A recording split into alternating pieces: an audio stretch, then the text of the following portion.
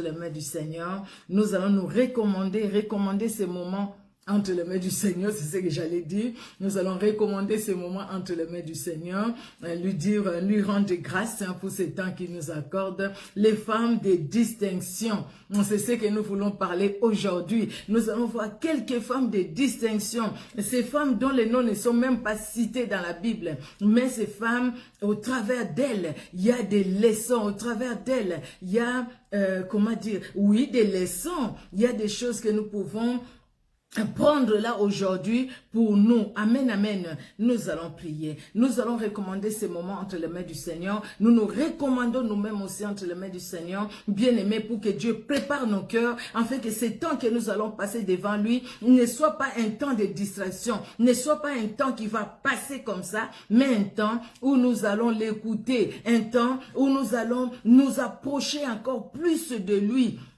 Un temps où nous allons encore palper sa grandeur, où nous allons le voir agir puissamment dans nos vies. Alléluia, alléluia. Éternel Dieu, notre roi, nous voici dans ta présence, éternel Dieu de gloire. Oui, tu nous fais du bien. Depuis le matin, c'est toi qui nous as gardés. Il n'y a pas une autre personne qui a veillé sur nous, sinon que toi. Seigneur, depuis le matin, oui, ta main puissante était là dans nos vies. Oui, l'éternel, tu as été notre berger. Oui, le bonheur et la grâce nous a accompagnés et nous accompagne, Seigneur.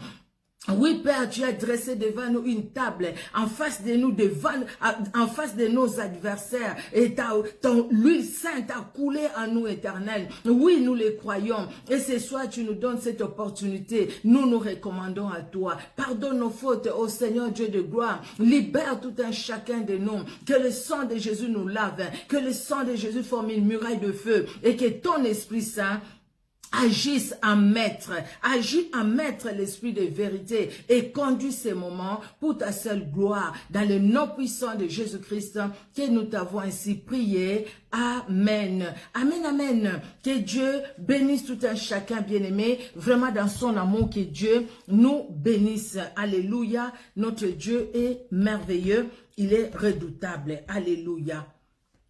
Merci Seigneur Jésus pour sa fidélité et pour son amour qui est au-dessus de tout. Merci Seigneur Dieu de gloire.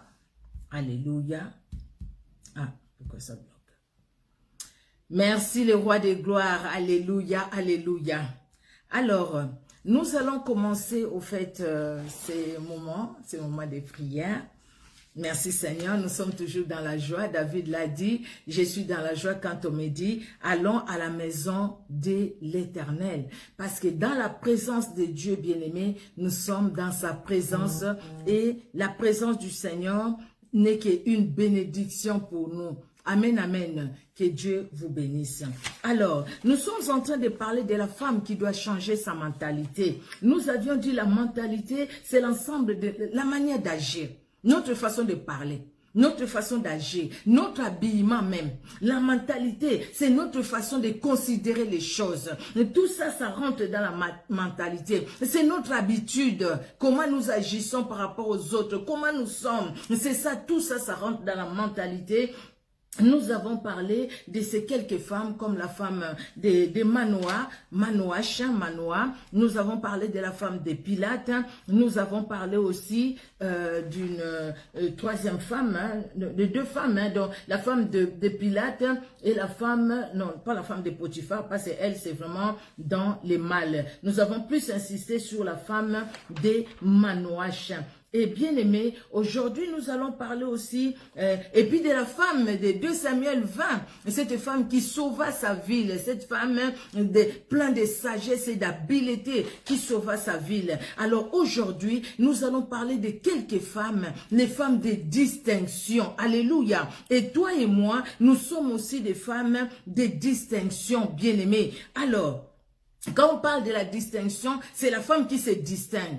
Il y a plusieurs femmes dans ta ville, mais toi, tu es différente de ces femmes-là. Il y a plusieurs femmes dans ton lieu du travail, mais toi, tu es différente de ces femmes-là. Il y a plusieurs femmes dans ton église, mais toi et moi, nous devons être différentes de toutes les femmes qui sont à l'église, parce que toutes ne viennent pas pour les mêmes, les mêmes objectifs, pour les mêmes buts. Mais toi et moi, nous nous devons nous différencier, nous devons nous distinguer. C'est ces femmes-là que nous allons parler aujourd'hui. Bien-aimés, nous commençons par une première femme. C'est dans 1 Roi 17. Vous voyez déjà les lecteurs, les lectrices de la Bible. Nous voulons parler de la veuve de Sarepta, une femme de distinction. Alléluia. Nous allons prendre 1 Roi 18. C'est pas long, c'est de 8 à 16. Nous allons lire 1 Roi 18 de 8 à 16. 1 Roi 17, pardon. 1 Roi 17, excusez-moi, c'est 17, c'est pas 18. 1 Roi 17, oui, de 8 à 16. Alors la parole de l'Éternel lui fut adressée en ces mots. La parole de l'Éternel fut adressée à Élie. Oui. Lève-toi, va à Sarepta, qui appartient à Sidon, et demeure là. Voici, j'y ai ordonné à une femme veuve de te nourrir. Il se leva et il alla à Sarepta. Comme il arrivait à l'entrée de la ville, voici, il y avait là une femme veuve qui ramassait du bois. Il appela et dit, va me chercher, je t'ai pris un peu d'eau dans un vase, afin que je boive. Et elle alla en chercher. Il appela de nouveau et dit, apporte-moi, je t'ai pris, un morceau de pain dans ta main. Et elle répondit, l'Éternel ton Dieu est vivant, je n'ai rien de cuit, je n'ai qu'une poignée de farine dans un pot et un peu d'huile dans une cruche. Et voici, je ramasse 2 morceaux de bois, puis je rentrerai et je préparerai cela pour moi et pour mon fils. Nous mangerons, après quoi nous mourrons. Élie lui dit, ne crains point, rentre, fais comme tu as dit, seulement prépare-moi d'abord avec cela un petit gâteau et tu me l'apporteras. Tu en feras ensuite pour toi et pour ton fils. Car ainsi parle l'Éternel, jusqu'à 16, ainsi parle l'Éternel, le Dieu d'Israël.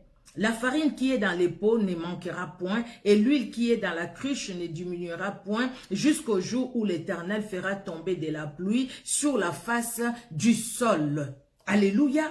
Cette femme, imaginez-vous un peu, imaginons-nous, nous sommes dans cette situation où les choses sont difficiles, hein? Nous les vivons, et nous sommes dans cette situation-là. Cette femme ne croise pas les bras. Cette femme ne reste pas à suivre les informations, qu'est-ce qui va se passer? Il va pleuvoir quand? Cette femme ne se dit pas, écoutez, le peu qui me reste là, je veux faire quoi? Je reste là, on va attendre, moi et mon fils, nous allons mourir. Cette femme-là ne va pas chercher les voisines pour aller dire, écoutez, vous pouvez m'aider, je suis qu'une veuve, je suis faible, je n'ai pas, je manque, moi je suis pauvre. Cette femme-là ne va pas étaler sa vie, mais cette femme-là va aller ramasser le bois pour aller préparer. Cette femme-là, elle sait ce qu'elle fait. Cette femme-là, elle dit, écoutez, je prends ma responsabilité en main, j'ai un fils à nourrir, j'ai le peu que j'ai, mais je sors de chez moi. Si cette femme était restée sur elle-même, était restée chez soi, si cette femme n'était pas sortie dehors, elle n'allait pas rencontrer Élie. N'est-ce pas, bien-aimé? Mais cette femme est sortie. Une femme de distinction, c'est une femme qui sort, qui quitte un endroit enfermé pour un autre. De quel endroit je veux parler? De l'endroit spirituel. Une femme qui quitte son moi, une femme qui quitte ses pensées, une femme qui quitte ses sentiments, une femme qui quitte ses traditions, une femme qui quitte ses coutumes pour sortir. Bien-aimé, aussi longtemps qu'on est enfermé sur nous-mêmes, nous ne verrons pas la main de Dieu, nous ne verrons pas la gloire de Dieu. Regardez Abraham, elle n'est pas une femme, mais juste un exemple pour compléter l'exemple de cette dame. Abraham était dans sa maison. Quand Dieu lui parle, Abraham dit, écoutez, tu me dis, écoutez, je vais avoir des enfants. À mon âge, j'aurai Eliezer qui est né chez moi comme héritier. Dieu lui dit, sors de ta tente. Abraham est sorti de sa tente et là Dieu lui dit, regarde au ciel, compte les étoiles si tu peux les compter. Ta progéniture, ta descendance sera comme les étoiles du ciel. Donc, Abraham devrait quitter, devrait sortir de sa maison, devrait sortir de ses pensées, devrait sortir de ses limites. Une femme de distinction, c'est une femme qui sort de ses limites. Elle s'est mise des limites. où le monde a mis des limites, c'est une veuve. Une veuve, c'est quelqu'un qui n'a rien. Une veuve, c'est quelqu'un qui est faible. Une veuve, c'est quelqu'un qui manque. Une veuve, c'est quelqu'un qui doit vivre des autres. On doit l'aider. Mais cette femme quitte cette maison-là, quitte ce que les gens disent. Cette femme quitte pour aller. Et quand elle est sortie, un peu comme Abraham qui sort dehors, qui écoute la voix de Dieu, cette femme sort, là elle va rencontrer Élie. Mais regardez dans cette femme d'abord c'est une travailleuse, j'avais écrit, c'est une femme disponible. Elle est disponible pourquoi? Parce que quand Élie lui dit, va me chercher de l'eau, cette femme est allée chercher de l'eau pour Élie. Elle est venue, elle a donné de l'eau. Quand Élie lui dit, va me faire les gâteaux, cette femme accepte. Mais elle dit, mais par contre, je n'ai pas, là, tout de suite, là, je n'ai rien. J'ai qu'un peu de farine. Je le fais, je ramasse ces bois. Après, je vais aller, je vais faire à manger pour moi et mon fils. Et puis, nous allons mourir. Et Élie qui lui parle, cette femme écoute. C'est une femme qui écoute. Elle est disponible et elle obéit. Voilà la femme de distinction. Bien aimé, la femme de distinction, ce n'est pas celle qui a de l'or, qui a des bijoux en or par-ci, par-là, qui s'habille bien, qui roule dans des belles voitures. Quelqu'un peut rouler dans de très belles voitures, mais être dans sa maison entouré d'elle-même. Entourée d'elle-même, entourée de ses limites. Bien-aimé, toi et moi, le Seigneur veut que nous puissions quitter nos limites. Aujourd'hui, tu dois quitter tes limites. Quelles sont ces limites qui t'empêchent d'avancer? Quoi? Parce que tu es veuve? Quoi? Parce que tu es célibataire? Quoi? Parce que tu n'as pas de travail? Quoi? Parce que tu n'as pas de voiture? Quoi? Qu'est-ce qui t'empêche d'avancer? Quitte tout cela et sors dehors. Regarde, sors de tes pensées, sors de tes sentiments, sors de ta considération de toi-même. Même si les gens te considèrent, je ne sais pas comment, dis-toi que tu es une femme de distinction. Tu dois sortir même de la considération des hommes. Cette femme est sortie de la considération des hommes. Elle est sortie de cette considération. Il y avait combien déjà dans cette ville-là, dans cette ville-là, ou dans cette ville de Sarepta, il y avait que elle, il n'y avait pas d'autres personnes. Et ce qu'elle subissait, elle, ce qu'elle connaissait, elle, ces moments-là de manque, il n'y avait que elle, il n'y avait pas d'autres. Mais elle est sortie, bien-aimée. Sortir de sa considération, même ce que les autres pouvaient dire, regardez cette veuve, mais elle sort dehors, elle va faire quoi? Elle va même pas trouver de l'eau, elle va même pas trouver ci, elle va même pas trouver ça. Mais cette femme est partie. Et quand Élie lui parle, cette femme écoute et cette femme obéit. Vous savez, il y a quelque chose qui caractérise aussi cette femme, c'est la sincérité. Une femme de distinction, une femme qui se distingue, c'est une femme sincère. Quand elle va dire, je n'ai rien. Et dit, voilà, les versets. Elle répondit, l'Éternel ton Dieu est vivant, je n'ai rien de cuit. Je n'ai qu'une poignée de farine dans un pot et un peu d'huile dans une cruche. Et voici, je ramasse 2 morceaux de bois, puis je rentrerai, je préparerai cela pour moi et pour mon fils. Nous mangerons, après quoi nous mourrons. 1 Roi 17, verset 12. Elle était sincère. Et Dieu a vu sa sincérité. Parce que sinon, Élie allait le savoir. Dieu allait révéler à Élie que cette femme serait en train de mentir. Mais cette femme, elle était sincère. Bien-aimé, on ne peut pas se distinguer dans les mensonges. Il y a des gens, malheureusement, elles se distinguent dans les mal. Si on veut parler de quelque chose de mal, on va citer son nom là. Mais que ton nom et mon nom ne soient pas cités dans les choses mauvaises. Qu'on ne dise pas s'il y a des femmes vraiment qui sont, comment dire, des femmes qui sont indiscrètes, qu'on dise, comme telle. Des femmes qui sont, je ne sais pas comment, comme telle. Donc quelque chose de mal, qu'on puisse nous coller cette chose-là mauvaise. Non. Là, alors, nous ne sommes pas des femmes de distinction. Ou des distinctions dans le mal. Mais nous devons être ces femmes qui se distinguent dans les biens parce que nous sommes des femmes qui sont debout pour Jésus-Christ, qui écoutent, des femmes travailleuses, des femmes disponibles, des femmes obéissantes et des femmes sincères. Une femme qui est sincère ne se ment pas à elle-même déjà. Ne se ment pas à elle-même. Vous savez combien de fois nous nous mentons à nous-mêmes? Combien de fois nous nous mentons à nous-mêmes? Il y a des choses que nous mettons sur nous, des choses que nous faisons. Mais on voit vraiment qu'on se ment à nous-mêmes. On peut se mentir à soi-même. Se dire, écoutez, personne ne me voit. Mais Dieu nous voit. Dieu nous connaît. Dieu connaît tout de nous. Donc, bien aimés, soyons ces femmes-là qui ne se trompent pas, qui ne se mentent pas eux-mêmes. Cette femme, elle était sincère. Et à cause de sa sincérité, vous voyez que la bénédiction s'est accomplie. Le bonheur et la grâce l'a accompagnée. La bénédiction a cherché cette femme. La bénédiction s'est attachée à cette femme. Et quand son fils est mort, son fils est revenu à la vie parce qu'il est allé chercher l'homme de Dieu. Et l'homme de Dieu a prié pour son fils.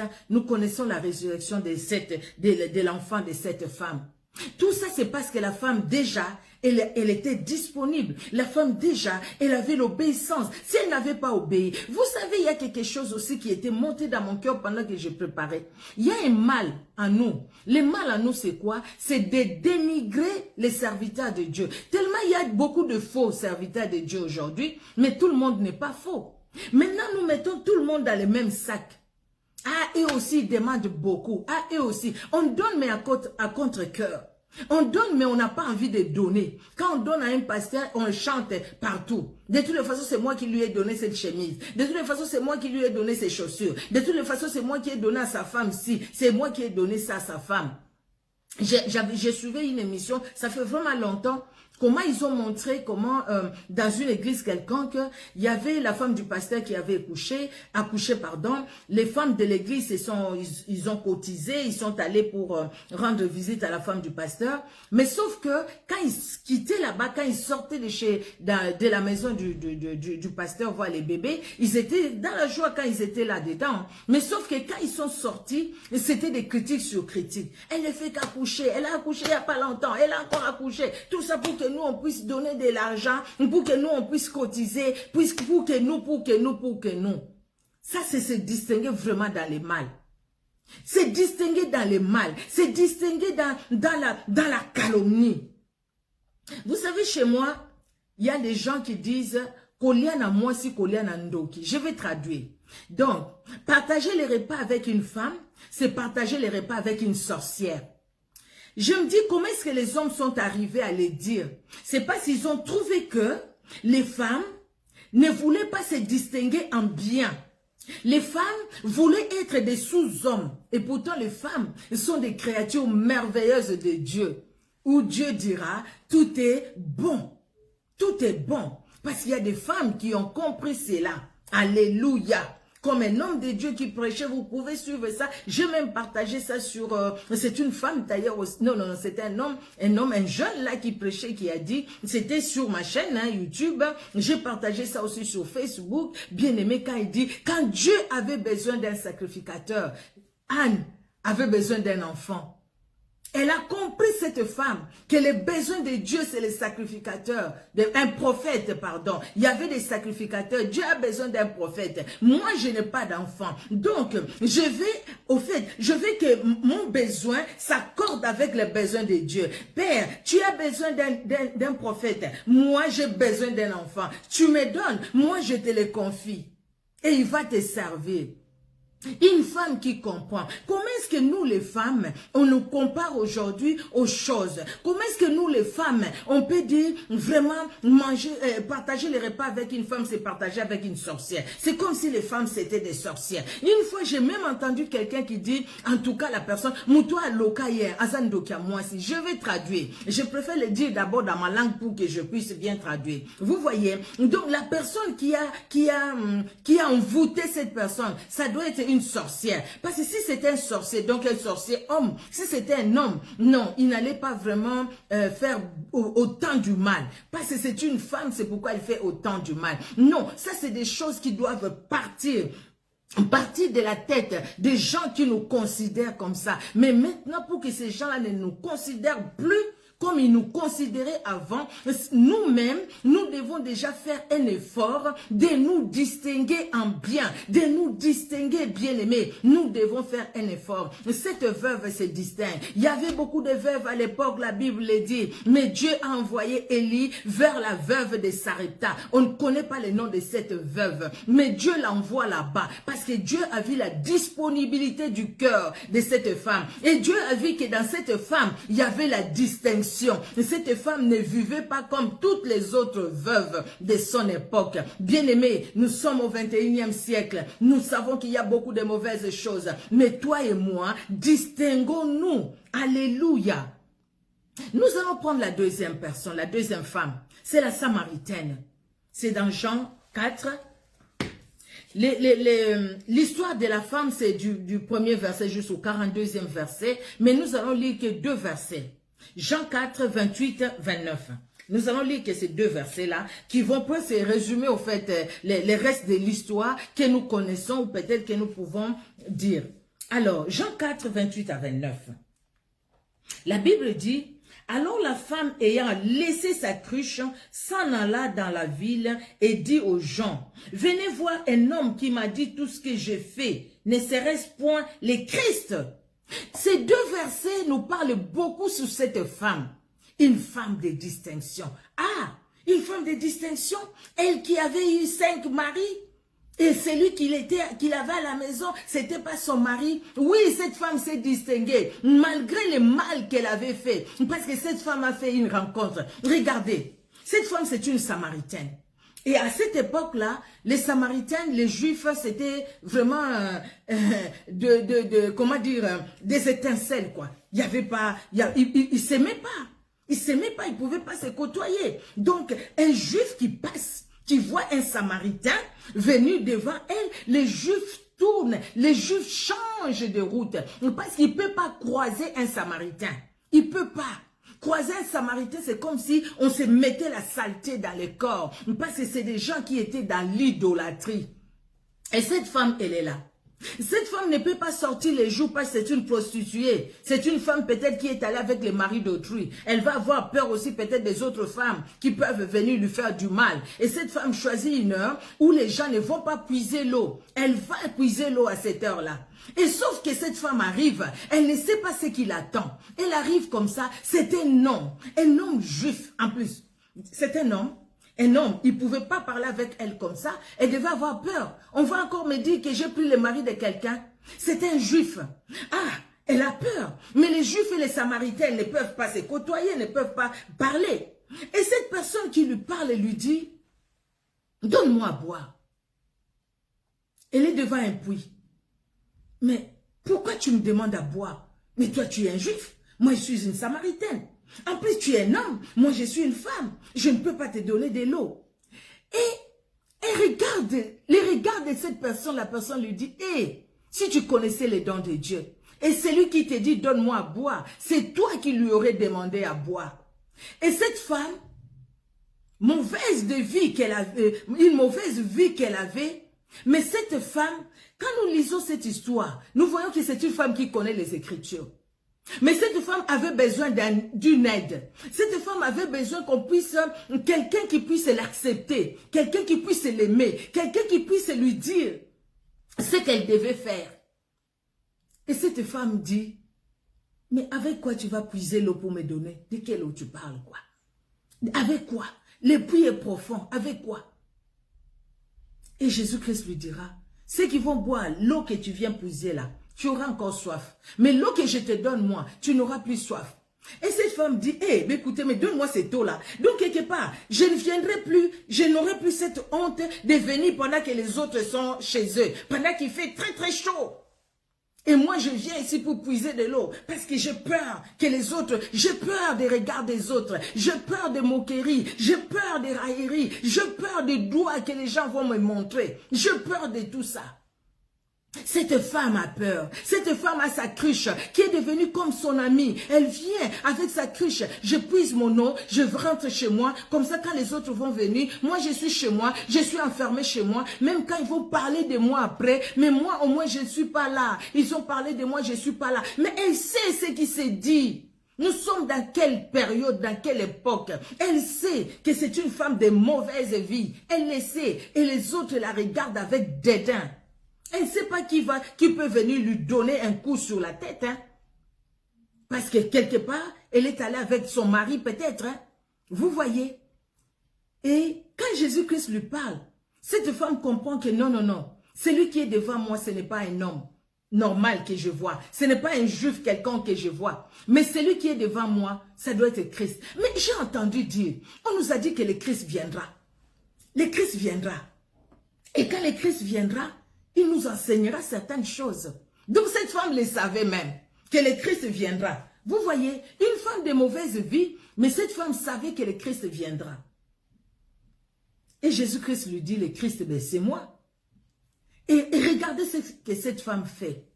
Quand cette femme comprend, c'est là où entre sa distinction. Quand cette femme comprend que celui qui est devant moi, c'est le Christ, cette femme n'est plus restée la même. Vous voyez, une femme de distinction, quand elle fait la rencontre avec Jésus-Christ, ne reste pas la même. Ce n'est pas la même femme qui était calomniatrice. Ce n'est pas la même femme qui était médisante. Ce n'est pas la même femme qui était adultère. Ce n'est pas la même femme qui était impudique. Ce n'est pas la même femme qui était voleuse. Ce n'est pas la même femme. La femme change. La femme va laisser sa cruche. Tout à l'heure, vous vous souvenez, j'ai parlé de la femme de Sarepta, la veuve de Sarepta. Elle a dû quitter. Elle a quitté ce qu'elle avait. Elle a quitté sa position. Elle a quitté sa position malheureuse. Elle a quitté. Elle a quitté la honte des gens. Le fait qu'elle a peur de quand dira-t-on. Elle a quitté. Regarde cette femme. Elle quitte aussi.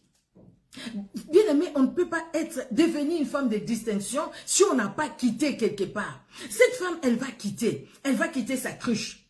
Imaginons que sa cruche, c'est ce qu'elle avait de plus important. Parce qu'elle devait mettre l'eau dedans. Donc cette femme ne se soucie même pas de l'eau qu'il devrait mettre dans sa cruche. Mais ce qui est très important pour cette femme, c'est le fait qu'elle s'ouvre maintenant. Et cette femme n'a plus peur des gens de sa ville, de Samarie, qui étaient contre elle parce qu'elle était prostituée. C'est elle maintenant qui rentre les appeler. Venez, quelqu'un m'a dit ma vie, il m'a parlé de ma vie. Ne serait-ce le Christ? Peut-être c'est le Christ. Comment est-ce qu'il connaît tout de moi? Cette femme a quitté. Elle a quitté la coutume. Cette femme, elle a quitté. Elle a quitté les moqueries. Elle a quitté les railleries. Cette femme a quitté. Elle a quitté la considération des hommes. Elle a quitté sa propre considération. Elle a quitté son moi. Cette femme a quitté son moi. Elle dit, écoutez, si je regarde à moi-même, je ne peux pas aller appeler les autres. Sauve-moi, c'est fini. Moi, je rentre chez moi. Je vais encore m'enfermer dans ma maison. Mais cette femme dit non, je retourne. Elle a couru même. La Bible dit qu'elle a couru. Elle est allée voir les autres. Elle leur dit, ne serait-ce pas les Christ? Ne serait-ce pas les Christ?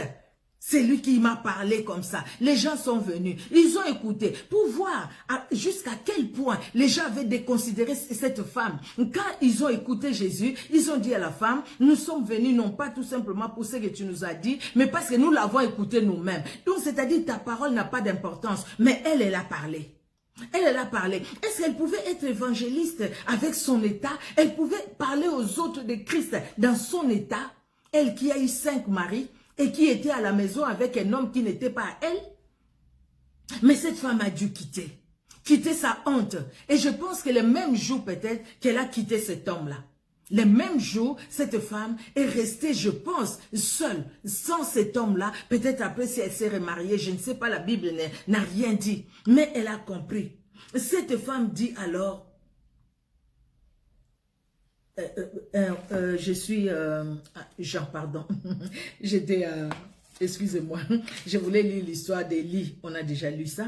Cette femme va dire alors, la femme ayant laissé sa cruche, s'en alla dans la ville et dit aux gens, venez voir un homme qui m'a dit tout ce que j'ai fait, ne serait-ce point le Christ.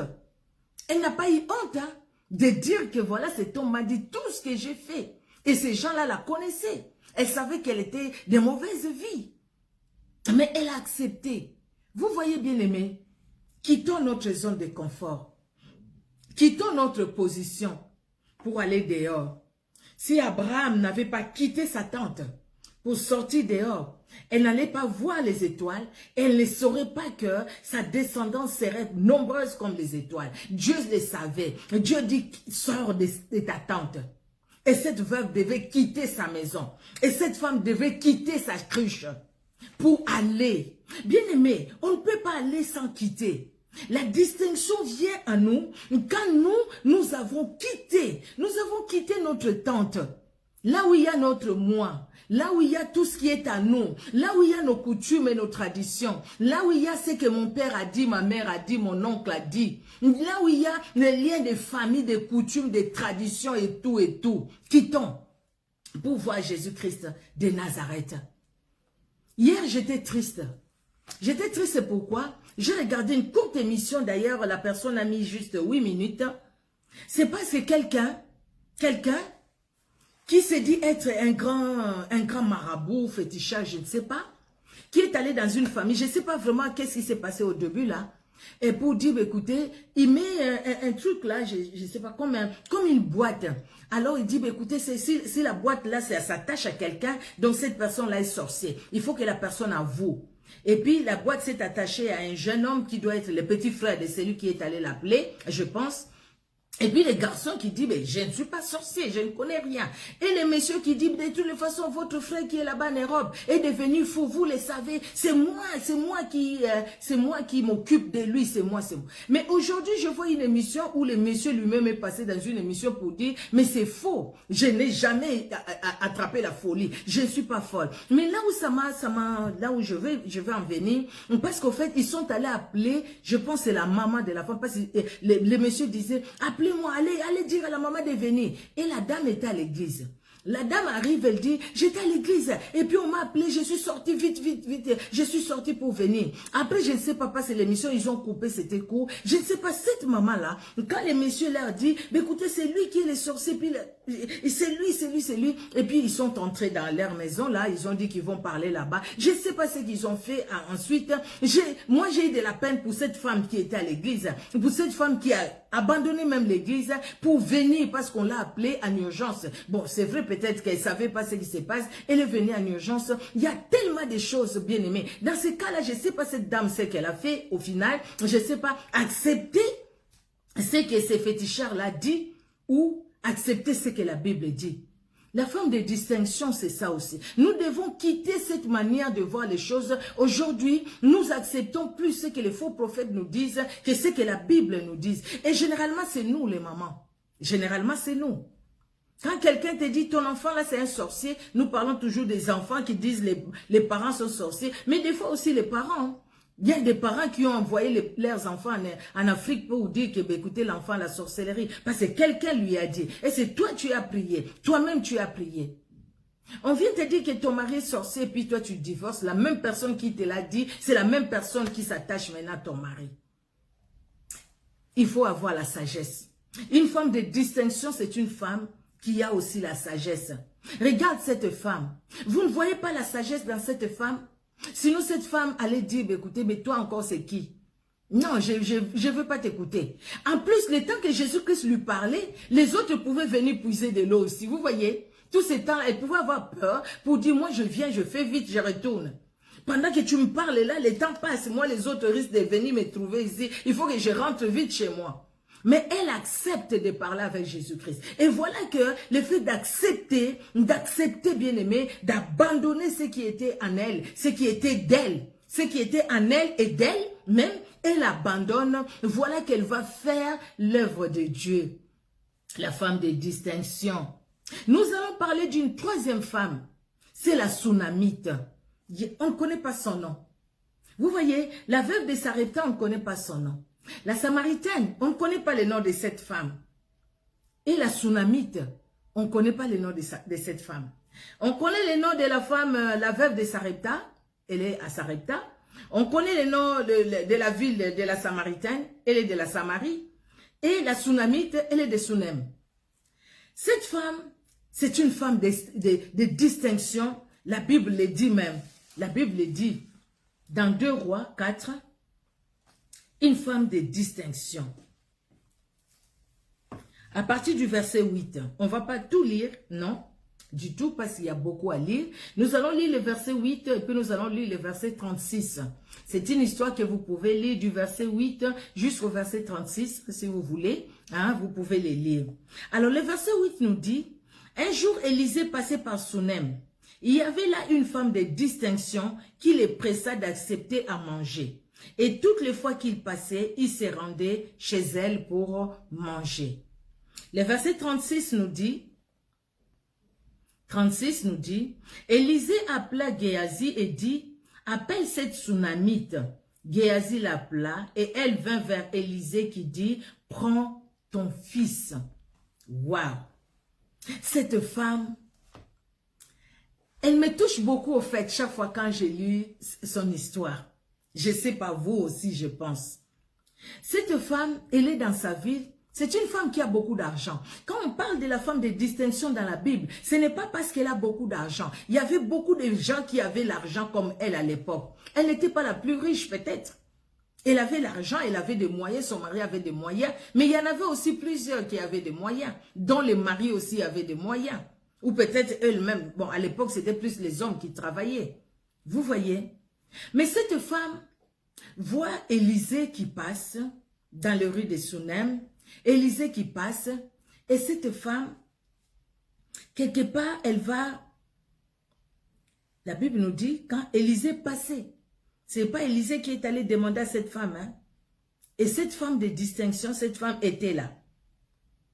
Et cette femme pressa Élisée de manger chez elle. C'est elle qui appelle Élisée à manger. Parce que cette femme, une femme de distinction, c'est une femme qui a la vision céleste. Cette femme ne voit pas Élisée comme son mari le voyait. Cette femme ne voit pas Élisée comme les autres personnes dans Sunem voyaient Élisée. Mais cette femme voit dans Élisée un saint homme de Dieu. Parce que cette femme avait la vision céleste. Cette femme n'a pas regardé Élie d'une vision terrestre. S'il pouvait regarder Élie d'une vision terrestre, il allait laisser Élie passer. Ou alors, si Élisée lui demandait quelque chose, il allait dire, ah, vous aussi les hommes de Dieu, vous demandez beaucoup. Souvent, nous disons ça. Les hommes de Dieu, vous demandez beaucoup. Ah, vous exagérez. Les hommes de Dieu exagèrent. Tout le monde n'exagère pas. Quelqu'un peut venir chez toi juste pour te bénir. Ce n'est même pas parce qu'il a besoin de quoi que ce soit. Élisée n'avait pas besoin de tout ça. Parce que Dieu pourvoyait aux besoins d'Élisée. Dieu pouvait lui donner à manger comme il a donné à Élie. Il n'avait pas besoin de tout ça parce que son Dieu le pourvoyait à ses besoins. Mais Dieu l'envoie à Sunem parce que Dieu voulait bénir cette femme. Dieu a vu la disponibilité de cette femme. C'était une femme de distinction. Cette femme s'est distinguée par la disponibilité de son cœur. Et Dieu a vu, Dieu envoie Élisée. Et Dieu savait que cette femme allait tourner ses regards vers Élisée et appeler Élisée. Et voilà après comment cette femme va dire à son mari, comment il va présenter Élisée à son mari. Cet homme, c'est un saint homme de Dieu. Faisons une chambre haute chez nous. Chaque fois quand il vient à Sunem, qu'il vienne chez nous, qu'il vienne passer la nuit ici chez nous. C'est ce qui s'est passé. Son mari a accepté. C'est vraiment ce qui s'est passé. Vous voyez? Oui, c'est vrai, maman. La femme de distinction voit ce que les autres ne voient pas. Quand les autres voient les noirs, lui, il voit les blancs. Quand les autres voient la misère, lui, il voit le bonheur. Parce que cette femme n'agit pas selon lui-même. Parce que cette femme ne se laisse pas entraîner par ses sentiments. Cette femme est déjà sortie de ses sentiments. Et même quand ces sentiments viennent, cette femme lutte. Cette femme est vainqueur. Cette femme est victorieuse. Parce qu'elle ne laisse pas ses sentiments la dominer. Vous voyez? Parce que nos sentiments peuvent être trop charnels. Et cette femme ne laisse pas ses sentiments charnels la dominer. Parce que cette femme ne se conduit même pas par ses émotions. Mais cette femme laisse que le Saint-Esprit puisse la conduire. Ainsi, elle aura la vision de Dieu. Elle a eu la vision de Dieu, cette femme, la vision spirituelle. Et cette femme une femme qui va exercer l'hospitalité. hospitalier, cette femme, l'hospitalité. Elle va exercer, elle va accueillir quelqu'un, un étranger, hein. C'est ça l'hospitalité. Hein. Elle va accueillir un étranger, quelqu'un qu'elle ne connaissait même pas. Mais cette femme accepte de l'accueillir. Et cette femme, quand elle accepte de l'accueillir, regardez, j'ai vu quelque chose dans cette femme. Cette femme n'a pas cherché à aider Élisée parce qu'elle attendait quelque chose d'Élisée. N'est-ce pas? Vous avez vu ça aussi comme moi. Cette femme n'attendait rien d'Élisée. Mais elle a fait ce qu'elle a senti dans son cœur qu'elle devait faire. Elle n'attendait rien d'Élisée. Donc ce n'est pas une femme qui va à l'église, qui va chercher Dieu pour recevoir les bénédictions. Mais c'est une femme qui cherche Dieu pour ce que Dieu est. Alléluia. Cherchons Dieu pour ce que Dieu est, pour ce qu'il est, lui, Dieu. Mais ne le cherchons pas pour ce qu'il a. Il est capable de tout, il peut nous donner tout. Si on court derrière les bénédictions, nous serons comme la foule qui vient pour manger du pain, mais qui n'est pas en intimité avec Dieu. Et cette femme, c'est pareil. Et cette femme n'est pas la foule. Et cette femme n'est pas juste, non, je prends, donne-moi. Non, elle ne regarde même pas ça. Même pas. Elle n'a même pas dit, Élisée, c'est un homme de Dieu, je vais peut-être lui parler de mon problème, peut-être que j'aurai la solution. Même pas, même pas. C'est Élisée, elle lui-même, qui va constater que cette femme a un besoin. Mais qu'est-ce qu'on peut faire? Il va dire à Géasi, qu'est-ce qu'on peut faire pour cette femme? Et Géasi va dire, mais cette femme n'a pas d'enfant. Et même quand Élisée va l'appeler, vous voyez, la femme va dire, écoutez, ne mens pas à ta servante. Donc pour cette femme-là, c'était fini. Je ne sais pas, nous ne savons pas, la Bible n'a pas dit quel âge elle avait, quel âge son mari avait. Donc pour elle, à la voir comment elle a parlé avec Élisée, c'est-à-dire que c'était fini pour elle. La médecine ne pouvait rien faire, donc elle ne pouvait même pas avoir des enfants, cette femme, d'après sa façon de parler. Donc, elle était bien dans sa situation, elle a trouvé que c'est comme ça, elle a accepté. Oh, Dieu ne la voyait pas comme ça, Dieu la voyait une mère. Vous voyez, et cette femme ne court pas derrière la bénédiction. Vous savez, le fait de courir derrière la bénédiction, c'est ce qui fait que nous, mamans, aujourd'hui, nous suivons les faux prophètes. Nous suivons les faux prophètes parce que nous courons derrière la bénédiction. Nous voulons avoir. Tellement nous avons des problèmes dans nos familles. Dès que nous voyons un prophète à la télé là-bas, sur YouTube, sur Facebook, sur tous les réseaux sociaux où les gens tombent, nous allons chercher son numéro. Nous allons l'appeler. Nous allons parler de nos problèmes. Et la discrétion n'est pas là. Cette personne-là qui tu exposes tout comme ça, toi tu sais qui il est? Toi tu le connais? Tu le connais pas. Comme ça. Et généralement on prie même pas, on ne demande pas la volonté de Dieu. Non, parce que quand il prie, les gens tombent. Ah, je prends son numéro, j'appelle. Et même s'il te dit avant que je prie pour toi, donne un temps, eh bien, nous faisons tout pour donner. Nous les mamans, surtout c'est nous les mamans, les papas réfléchissent beaucoup. Ils suivent pas trop de ces choses-là. Plus c'est nous. Plus vraiment c'est nous. Vous voyez. Mais cette femme n'agit pas pareil. C'est une femme de distinction. Cette femme réfléchit. Elle a la tête. Elle réfléchit, cette femme. La Bible n'a pas parlé de ses études. Le problème, ce n'est pas les études. Hein. Le problème, c'est de voir les problèmes devant soi et de réfléchir à ces problèmes et de ne pas agir par précipitation. La femme de distinction, la femme de valeur, une femme qui exerce l'hospitalité, une femme qui accueille, une femme qui a la vision spirituelle, une femme qui ne cherche pas ses intérêts, qui ne reçoit pas l'homme de Dieu par intérêt, parce que je le reçois, il va prier pour moi. Je vais donner la dîme, l'homme de Dieu, je lui donne à main, comme ça il va prier pour moi. Pourquoi tu ne mets pas dans les paniers? Je donne à main, comme ça il va prier pour moi. Bon, quelque part là, qu'est-ce que nous cherchons? Qu'est-ce que nous cherchons? Bien-aimés, nous allons à Dieu parce que nous l'aimons, parce qu'il est notre Père. Si nous allons à Dieu comme la foule, juste pour qu'il nous donne, les jours où Dieu ne donne pas, ou que nous constatons que Dieu ne nous donne pas, nous allons l'abandonner. Nous allons dire, écoutez, je ne veux plus prier. Mais celui qui va à Dieu pour ce que Dieu est, qu'il ait ce qu'il a demandé, ou qu'il n'ait pas ce qu'il a demandé, la personne reste constante.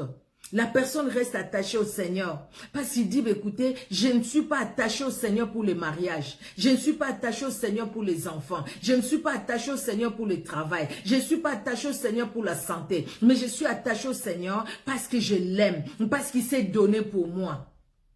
Et quand nous les comprenons, bien-aimés, nous allons faire ce que cette femme a fait, la femme de distinction. Et nous serons des femmes de distinction. Nous allons faire le bien, nous allons donner, nous allons faire l'œuvre de Dieu de façon désintéressée. Nous allons faire l'œuvre de Dieu sans rien attendre en retour. Parce que nous disons que je travaille pour Jésus-Christ. Je ne travaille pas pour moi-même. Je ne travaille pas pour me faire voir, pour me faire connaître. Mais je travaille pour la gloire de Dieu. Et même dans les ministères où nous sommes, et même dans nos églises, nous allons faire l'œuvre de Dieu avec détermination. La maman pasteur ne sera pas là pour appeler, « Hey maman, je n'étais pas vue à la réunion pendant autant de jours. » La responsable ne sera pas là pour dire. Nous ne dirons pas, « Ah, moi quand j'avais eu des problèmes, vous n'êtes pas venu me voir. Ah, moi quand j'ai perdu tel, je ne vous ai pas vu faire la cotisation. » Nous n'allons pas les faire parce que tout simplement, nous n'allons pas à l'église pour que les jour où nous serons éprouvés, à l'église qu'on puisse faire la cotisation pour nous. Nous n'allons pas à l'église pour que les jours où nous serons malades, que tout le monde, que l'église soit fermée et que les cultes viennent se faire chez nous parce que tout le monde est venu me voir. C'est vrai, c'est bien de se rendre visite, hein.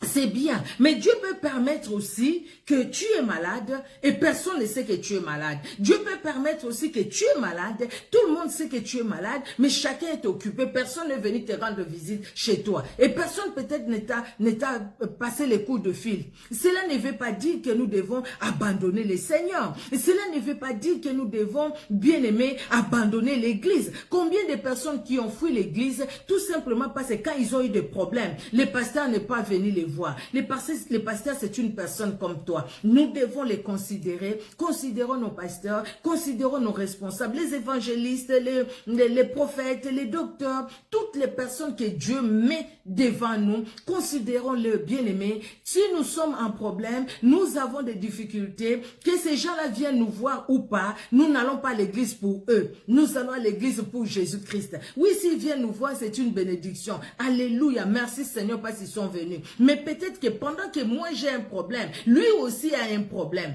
Pendant que moi je suis là, peut-être il est même à l'hôpital. Je vais dire, je vais pas à l'église et puis je vais apprendre que non, quand tu étais malade, le pasteur était à l'hôpital. Et c'est vrai, mais entre-temps, tu as eu de mauvaises pensées dans ton cœur. Regardez cette femme, la Sunamite. C'est un exemple, bien-aimé. Nous devons changer, c'est pourquoi j'ai dit changeons de mentalité. Voyons maintenant comment ces femmes-là, on ne connaît même pas leur nom, mais comment elles ont vécu. C'était des personnes de même nature que nous. Hein. Ils n'avaient pas un autre corps que ce que toi tu as comme moi. Ils sont nés d'un père et d'une mère comme toi et moi. C'est des personnes qui ont grandi avec leurs sentiments, avec tout ce qu'il y a de l'homme, de l'humain. Mais à un moment, ils ont compris que je ne veux pas rester dans la même situation. Il faudrait que je sorte de cette situation pour voir dehors ce que le Seigneur a prévu pour moi.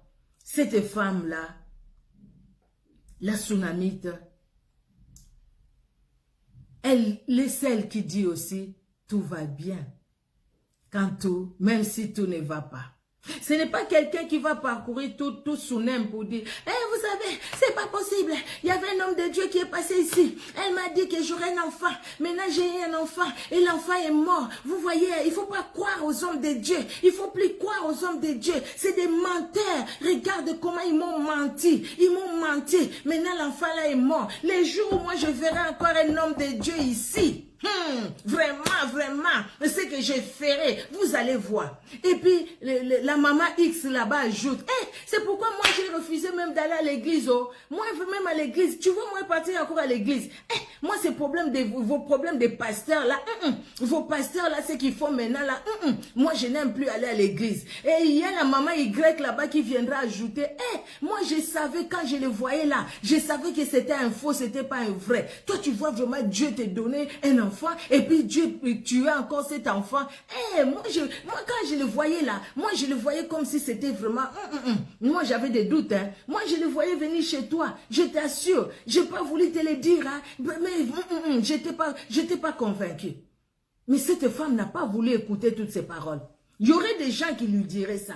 Cette femme n'a pas voulu écouter ces paroles parce que cette femme connaissait Dieu, parce que cette femme s'est attachée à Dieu, non pas pour comme la foule pour manger du pain, mais s'est attachée à Dieu parce qu'elle aime Dieu. Et cette femme sait comment elle a eu cet enfant. C'était un secret. Élisée le savait, Géasi le savait, son mari, son secret avec Dieu. Et les autres qui le savaient. Elle va chercher Élisée. Et même quand Élisée va dire, va avec Géasi. Non, le problème, c'est pas Géasi qui a donné la prophétie. Et cette femme sait, vous voyez, elle sait. Comment vas-tu? Tout va bien. Pendant que les choses ne vont pas. Elle a laissé quand même son enfant mort à la maison. Vous voyez, elle sait que la promesse, c'est pas Géasi qui a donné. La promesse que tu as, la promesse, même si c'est sorti de la bouche de ton pasteur, de la femme de ton pasteur, du frère, de l'évangéliste, du prophète, même si c'est sorti de la bouche de l'enseignante, de l'enseignant ou de l'enseignante, mais cette parole-là, tu le prends comme cette parole que Dieu lui-même t'a dit au travers de cette personne qui est devant toi. Et quand tu les prends comme ça, quand il y a quelque chose qui ne va pas, ne dis pas le prophète m'avait dit. Vous voyez, ces prophètes de ce 21e siècle, ils viennent juste pour. Non, il y a des gens qui sont sincères, qui sont vraiment établis par Dieu. Il y en a. Les pasteurs, les prophètes, les docteurs, les enseignants, les apôtres, les 5 ministères, c'est biblique. Donc, ils sont établis par Dieu. Les vrais sont là aussi beaucoup. Des fois, comme Élie, nous disons, ils ont tué tous les prophètes, je suis resté le seul prophète qui te craint. Et le Seigneur lui dit, il y a encore 450 prophètes qui n'ont pas fléchi les genoux devant Baal. Les vrais prophètes, il y en a. Les prophètes de Baal sont là. Peut-être on les voit parce qu'ils sont avec les Astartés. Mais les vrais prophètes aussi sont là. Ils n'ont jamais fléchi les genoux devant les Baals. Ils n'ont jamais fléchi les genoux devant les mondes des ténèbres. Ils sont là les vrais pasteurs. Ils sont là les vrais prophètes. Ils sont là les vrais apôtres. Ils sont là les vrais évangélistes. Ils sont là les vrais enseignants ou docteurs. Docteurs, enseignants, c'est les mêmes personnes. Les enseignants, c'est les docteurs. Ils sont là. Ils sont là avec ce que Dieu leur a donné. Ah, parce que l'évangéliste m'a dit, ah, parce que le pasteur m'a dit, vous voyez maintenant, ah, moi, ces hommes, je n'ai plus besoin, je n'ai plus confiance. Mais écoute, accepte ce que le Seigneur t'a dit, parce que lui, c'est un homme, c'est une femme. Dieu lui donne et il te le donne. Il te dit, mais si ça ne s'accomplit pas, toi, tu retournes voir Dieu. Voilà la femme de distinction. Cette femme va retourner, il va voir Élie. C'est parce que c'est Élie qui a donné la promesse. Géasi, non, je n'ai pas de problème avec Géasi. Moi, le problème, c'est Élie. Et c'est le verset 36 que nous avions lu. Élisée, pardon, je parlais d'Élie, excusez-moi. C'est Élisée, je parlais d'Élisée. Élisée appela Géasi et dit, appelle cette Tsunamite. Géasi l'appela, elle vint vers Élisée qui dit, prends ton fils. Et elle a pris son fils. Et l'histoire de cette femme ne s'est pas arrêtée parce qu'après cela, bien aimé, quand il y avait la famine, cette femme est partie. C'est Élisée d'ailleurs qui lui a dit, quand il est retourné, Élisée a parlé d'elle au roi et elle a récupéré tout ce qu'elle avait laissé. Quelque part, c'est comme si les autres, ils ont travaillé pour elle. Elle a tout récupéré. Vous voyez la nécessité de la distinction.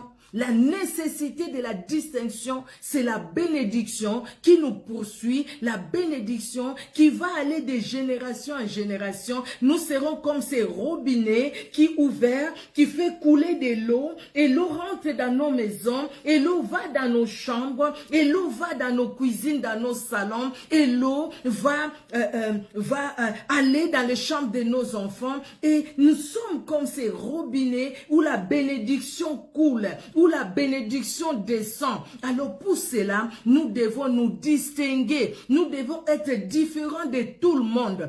Parce que tu n'es pas tout le monde. Tu n'es pas tout le monde. Nous ne sommes pas tout le monde. Ce que chacun est, bien-aimé. Devant Dieu, nous sommes chacun nous sommes individuels devant Dieu. Nous sommes des cas particuliers devant Dieu. La Tsunamite, elle était particulière. La veuve de Sarepta, elle était particulière. La Samaritaine, elle était particulière. Il y avait beaucoup de gens à l'époque. Mais ils ont fait la distinction. Alléluia. Alléluia. La femme de distinction, c'est celle qui sait attendre le temps de Dieu.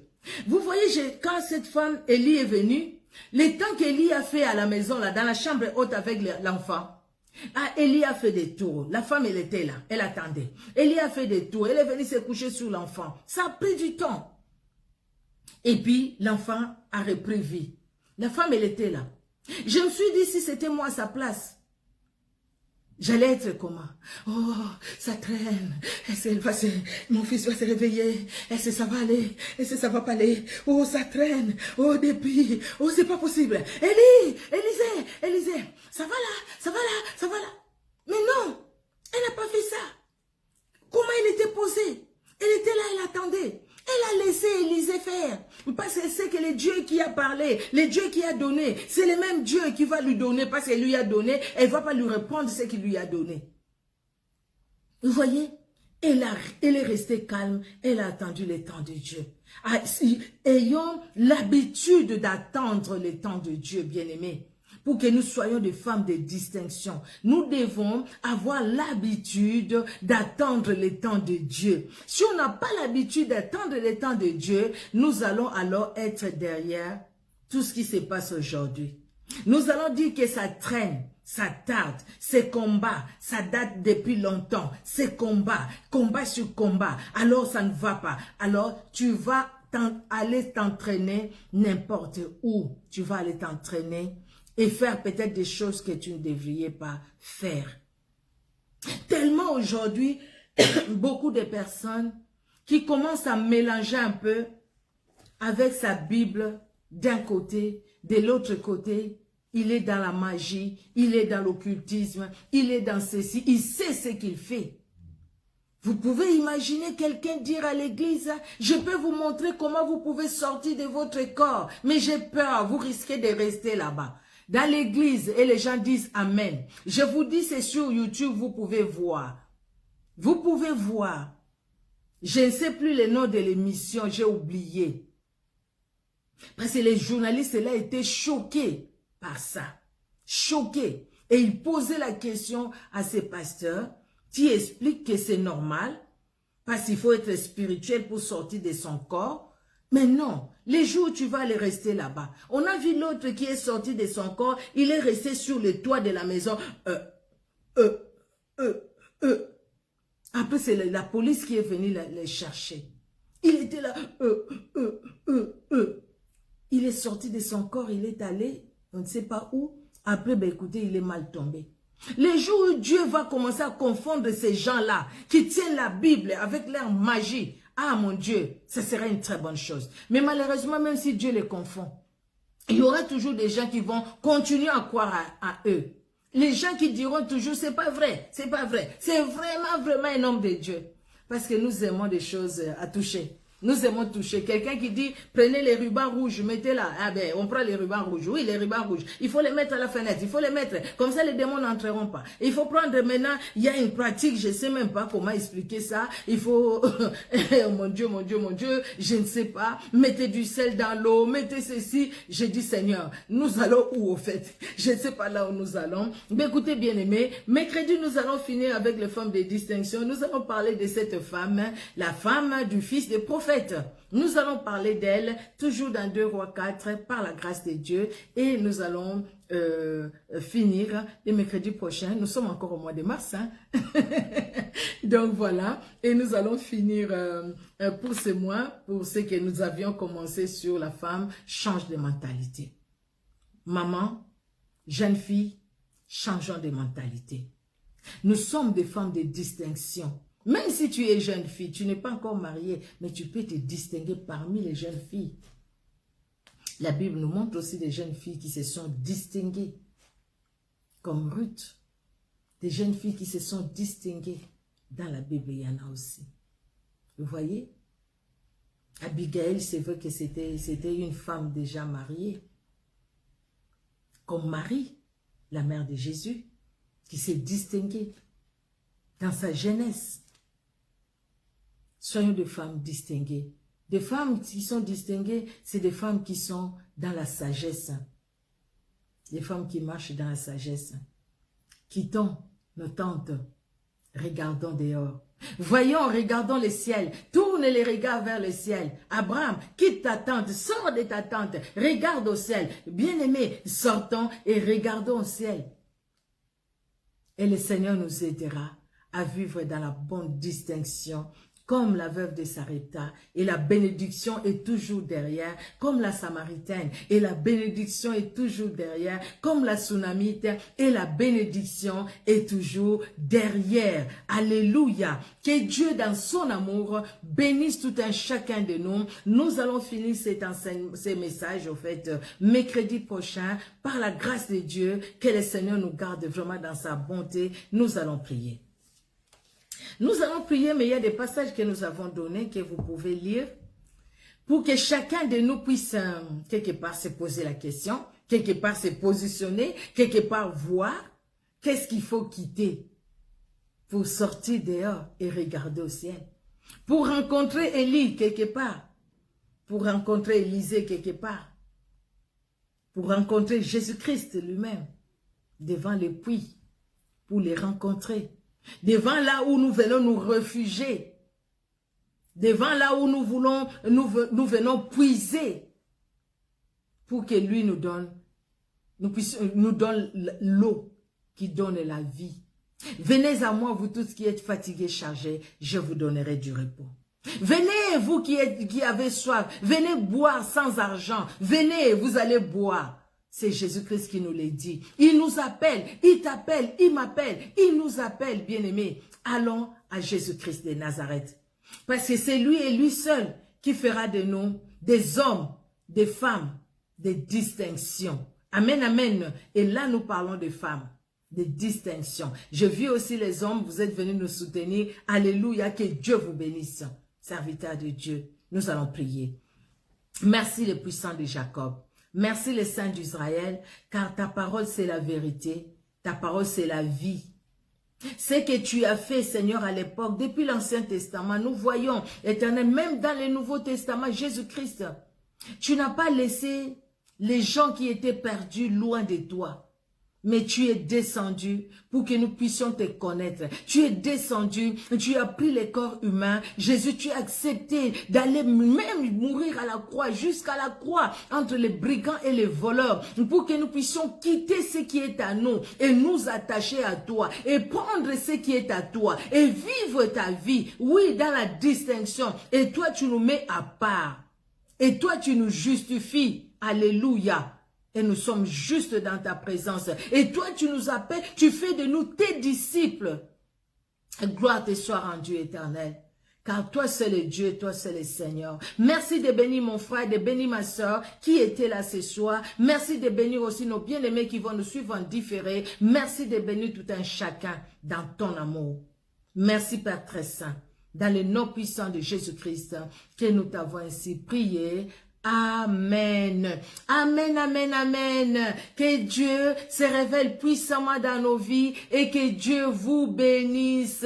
Soyez richement, richement bénis, bien-aimés. Soyez richement bénis. Que Dieu se révèle vraiment puissamment dans chacune de nos vies et dans chacune de nos familles. Afin que là où nous étions encore bas, que nous puissions remonter avec Jésus-Christ de Nazareth. Amen. Soyez richement bénis. Je ne manquerai pas de mettre un j'aime dans les messages. Comme je ne vois pas tout le monde, au fait, des fois je suis un peu bloqué, au fait. Que Dieu vous bénisse parce que Dieu a vu tout un chacun. Soyez richement bénis, soyez bénis. Bonne soirée. Au revoir.